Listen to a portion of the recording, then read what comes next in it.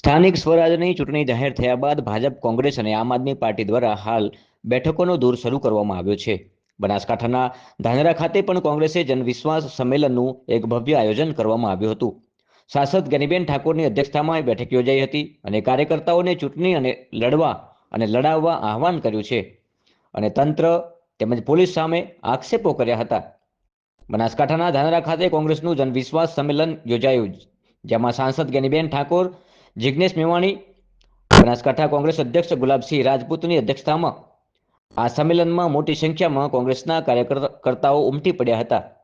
કોંગ્રેસનો વર્ષોથી ગઢ ગણાતા બનાસકાંઠા જિલ્લાને જાળવી રાખવા કોંગ્રેસ હાલ એડી ચોટીનું જોર લગાવી રહી છે. ખાસ કરીને કોંગ્રેસના કાર્યકર્તાઓનું મનોબળ અડગ રાખવા ઠેર ઠેર બેઠકો યોજવામાં આવી રહી છે. સાંસદ ગેનીબેન ઠાકોરે પણ ભાજપ અને તંત્ર સહિત પોલીસને આડે હાથ લીધી હતી. ગેનીબેન ઠાકોરે જણાવ્યું હતું કે ભાજપ અધિકારીઓને ખોટું કરાવશે, એટલે હાલના હાલ ચૂંટણી લડવાવાળાઓ પ્રમાણપત્ર લઈ લેજો. 30 વર્ષના સમયગાળા દરમિયાન ભાજપ પોતે હજુ પણ પોતાના દમ ઉપર ચૂંટણી લડવા સક્ષમ નથી. જો કોંગ્રેસ ચૂંટણી લડવા બેસે તો માત્ર 1 મહિનો ચૂંટણી થઈને લડે તો ભાજપને મેદાન છોડવું પડે તેવી તાકાત કોંગ્રેસના કાર્યકર્તાઓ પાસે છે. બનાસકાંઠાની લોકસભાની ચૂંટણી પછી ભારત સરકારનું હેડક્વાર્ટર જાણે બનાસકાંઠા હોય તેવું લાગી રહ્યું છે, આવું સાંસદ ગેનીબેને જણાવ્યું હતું. પ્રદેશ પ્રમુખ બનાવ્યા, ડેપ્યુટી સીએમ બનાવ્યા, વિધાનસભાના અધ્યક્ષ બનાવ્યા, બનાસકાંઠાના અને મંત્રીઓ પણ બનાસકાંઠા જિલ્લાના બનાવ્યા, છતાં ભરોસો નથી એવું સાંસદજીએ કટાક્ષ રીતે કહ્યું હતું. 365 દિવસ ભાજપ ચૂંટણી પ્રચાર સિવાય કંઈ કરતું નથી. વહીવટીય કામમાં તો ઇન્ટરેસ્ટ છે જ નહીં. લોકસભાની ચૂંટણીમાં ઠાકોર સમાજને પણ અપીલ કરું છું કે જેમ આપણને મદદ કરી તેમ ઉમેદવારોની મદદ કરજો. જિલ્લા પંચાયતને, તાલુકા પંચાયતોમાં મદદ કરજો. આપણે ભાજપવાળા નથી તે બોલીને ફરી જઈએ. આપણે તો વર્તવાવાળા લોકો છીએ. ઉમેદવારોની પસંદગી કરો ત્યારે 24 કેરેટનું સોનું હોય તેવા ઉમેદવારોની પસંદ કરજો. જીતાડ્યા પછી ઉજાગરા કરવા પડે અને રાજસ્થાન લઈ જવા પડે તેવા ઉમેદવારોની પસંદગી ના કરતા. પાર્ટીએ પસંદ કર્યા હોય તેની સાથે વિશ્વાસઘાત પણ ના થાય તેવા ઉમેદવારોની પસંદગી ના કરતા. પોલીસ અને વહીવટી તંત્ર અને સહકારી માળખાને ચેતવણી આપતા કહ્યું હતું કે કોંગ્રેસના કાર્યકર્તાઓએ અને ઉમેદવારોને હેરાન નહીં કરતા, અને કરશો તો અમે તો ગાંધી વિચારધારામાં માનીએ છીએ અને પછી અંગ્રેજીમાં કહેવત છે કે ટીટ ફોર ટાટ, તમે જેવું કરશો તેવું અમે પણ કરીશું તેવું ગેનીબેન ઠાકોરે જણાવ્યું હતું. કોંગ્રેસ જિગ્નેશ મેવાણીએ પણ બનાસકાંઠા અને થરાદ કોંગ્રેસનો ગઢ હોવાનું જણાવ્યું હતું અને ગઢ રહેશે એમ જડબે સલાક રહેશે અને કોંગ્રેસનો ગુલાલ ઉડવાનો છે.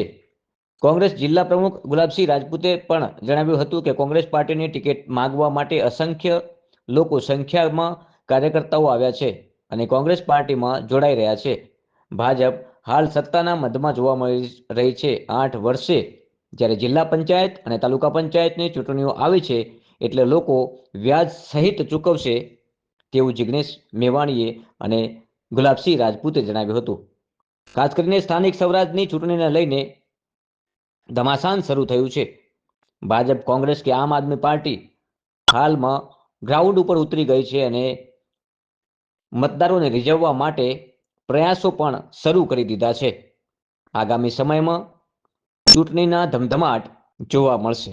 ધાનેરા તાલુકા કોંગ્રેસ સમિતિ આયોજિત જિલ્લા અને તાલુકા પંચાયતની ચૂંટણીના અનુસંધાને કારોબારીની મિટિંગ, એમાં જિગ્નેશભાઈ મેવાણી, ગુલાબસિંહભાઈ બધાએ હાજર રહીને કાર્યકરોને માર્ગદર્શન આપ્યું. આવનાર સમયમાં નગરપાલિકાની ચૂંટણી હોય, જિલ્લાની હોય, તાલુકાની હોય, આ તમામ ઉમેદવારો લોકલ લેવલે પસંદ થાય અને જે ઈમાનદારીથી જેણે પાર્ટીનું કામ કર્યું હોય અને ચૂંટણી જીત્યા પછી પણ કોઈ પણ પ્રકારના દબાવમાં ના આવે એ પ્રમાણેના ઉમેદવારો નક્કી કરવા માટે તમામ આગેવાનોએ નીચે કાર્યકરો પાસે અપેક્ષા રાખી છે. ભારતીય જનતા પાર્ટી, વહીવટીતંત્ર, પોલીસ કે જે કાંઈ ધાકધમકીઓ આપીને ક્યાંક ને ક્યાંક ચૂંટણીમાં એક લોકશાહી ઢબે તો ચૂંટણીઓ થવી જોઈએ એને ક્યાંક ને ક્યાંક એનું હનન કરીને કોંગ્રેસના કાર્યકરો કે ચૂંટણી લડતા ઉમેદવારોને એ દબાવવા માટેના પ્રયત્નો કરે છે. એ પ્રયત્નો ન કરે એ વાત પણ અમે જાહેર સ્ટેજ ઉપરથી કહીને એમની પાસે અપેક્ષા રાખી છે.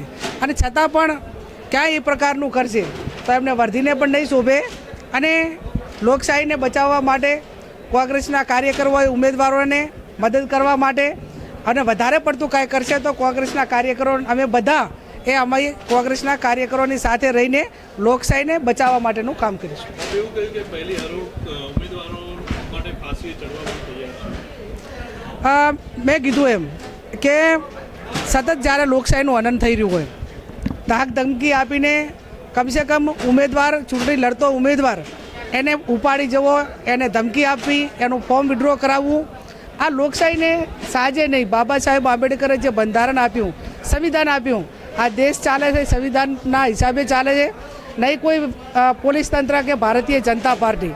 એટલે સંવિધાનનું રક્ષણ કરવું, લોકશાહીનું રક્ષણ કરવું અને અમારા કાર્યકરોનું મનોબળ પૂરું પાડવું એ અમારી નૈતિક જવાબદારી છે. અને નૈતિક જવાબદારીના ભાગરૂપે કોંગ્રેસના કાર્યકરો માટે અને લોકશાહી બચાવવા માટે જે પણ સહન કરવાનું થતું હશે એ આગળની હરોળ એમાં પીછેહટ નહીં. થરાદ અને બનાસકાંઠા જિલ્લો એ કોંગ્રેસના ગઢ રહ્યા છે. ગઢ અકબંધ રહેશે, કિલ્લો જડબે સલાક રહેશે અને આવનારા દિવસોમાં તમે જોશો કે થરાદ અને બનાસકાંઠા બંને જિલ્લામાં કોંગ્રેસનો ગુલાલ ઉડવાનો છે. નરેન્દ્રભાઈ અહીંયા આવીને એરપોર્ટ બાબતે કોંગ્રેસે જમીન નહીં આપી, જે જૂઠાણું ફેલાવ્યું એનો પણ અહીંના વિસ્તારના લોકોમાં રોંગ મેસેજ ગયો છે. આજે મેં વિગતે વાત કરી અને લોકોની સમક્ષ રજૂઆત કરી છે કે 50 લાખ વીઘા જેટલી જમીન કોંગ્રેસ સત્તામાંથી ત્યારે ટોચ મર્યાદાના કાયદામાં, ભૂદાનમાં અને સરકારી પડતર જમીનના કોટામાંથી આપી છે. અને નરેન્દ્રભાઈ, ગૃહમંત્રી અમિત શાહ, હર્ષ સંઘવી ગુજરાતના ગૃહમંત્રી અને ગુજરાતના સીએમ ચારેય છેલ્લા 3 મહિનામાં આવીને ગયા, પણ દારૂ અને ડ્રગ્સ કાયમ માટે બંધ થશે એવી કેમ ખાતરી વિસ્તારના લોકોને આપી નહીં? કેમ આ વિસ્તારના વિદ્યાર્થીઓને, યુવાનોને અપીલ પણ નથી કરતા કે ડ્રગ્સ અને દારૂના, ચરસના, ગાંજાના રવાડે ચડતા નહીં? જ્ઞાનીબેને મને જાણ કરી કે ધાનેરાથી ફરી એકવાર ખટારામાં દારૂની રેલમછેલ રાજસ્થાનથી શરૂ થઈ ચૂકી છે. એટલે ચૂંટણી આવે એટલે અહીંની બેન દીકરીઓ, માતાઓને વધારે વિધવા કરવાનું આયોજન ચૂંટણી જીતવા ખાતર ભાજપના આગેવાનો કરે છે. આને પણ ચૂંટણીમાં મુદ્દો બનાવવાના છીએ અને અમને પાક્કી ખાતરી છે કે થરાદ અને બનાસકાંઠા બંનેમાં અમારી જિલ્લા પંચાયતો બનશે. આવનાર ચૂંટણીઓ આવી રહી છે, જિલ્લા પંચાયત, તાલુકા પંચાયત અને નગરપાલિકાની. કોંગ્રેસે શું એક્શન પ્લાન બનાવ્યો છે ચૂંટણીઓ? દેખો, તમે માહોલ દેખી રહ્યા છો. ધાનેરાની અંદર આજે સેન્સ પ્રક્રિયામાં હજારો લોકો અહીંયા આવ્યા છે.